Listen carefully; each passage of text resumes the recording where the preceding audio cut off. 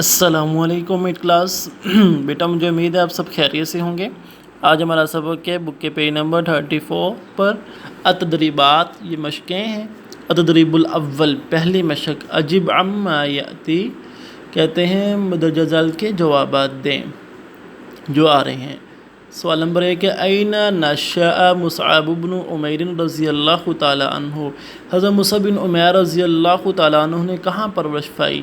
نشأ مصعب بن عمیر رضی اللہ تعالی عنہ فی مکہ المکرمہ، حضرت مصعب بن عمیر رضی اللہ تعالی عنہ نے مکہ مکرمہ میں پرورش پائی۔ نمبر 2 ہے مدلیل علی حبہ للاسلام، اسلام کے لیے آپ رضی اللہ تعالیٰ عنہ کی دلیل، محبت کی کیا دلیل ہے؟ اس کا جواب ہے الدلیل انہ اسلم اولا وآثر الایمان علی الکفر وہاجر وقاتل الکفار۔ دلیل یہ ہے کہ آپ رضی اللہ تعالیٰ عنہ نے پہلے اسلام قبول کیا اور کفر پر ایمان کو ترجیح دی اور ہجرت بھی کی۔ الکفری کے بعد جو ہے آپ میں وہ حاجرہ کا لفظ بھی ہے جو اضافہ کرنا، وقاتل الکفار، اور جو ہے کفار کے ساتھ ہے وہ جنگ بھی کی، یہ اس کا جواب ہے۔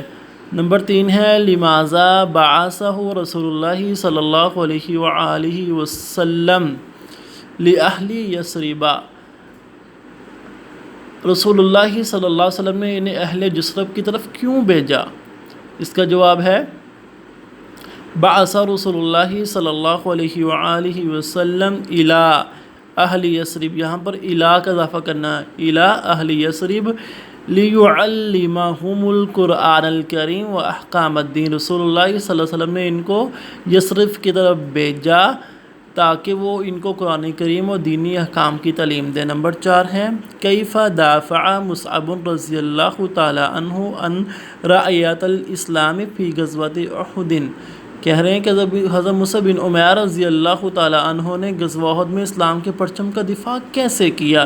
اس کا جواب ہے ان مصعبا دافع عن الاسلام دفاع الابطال ولم یترک الرایۃ حتی سقط شہیدا، حضرت مصعب بن عمیر رضی اللہ تعالی عنہ نے بہادروں کی طرح اسلام کا دفاع کیا اور پرچم نہیں چھوڑا یہاں تک کہ آپ رضی اللہ تعالی عنہ شہید ہو گئے۔ سوال نمبر 5 لماذا نعد مصعبا من السابقین الاولین، ہم مصعب بن عمیر رضی اللہ تعالیٰ عنہ کو سابقین اولین میں کیوں شمار کرتے ہیں؟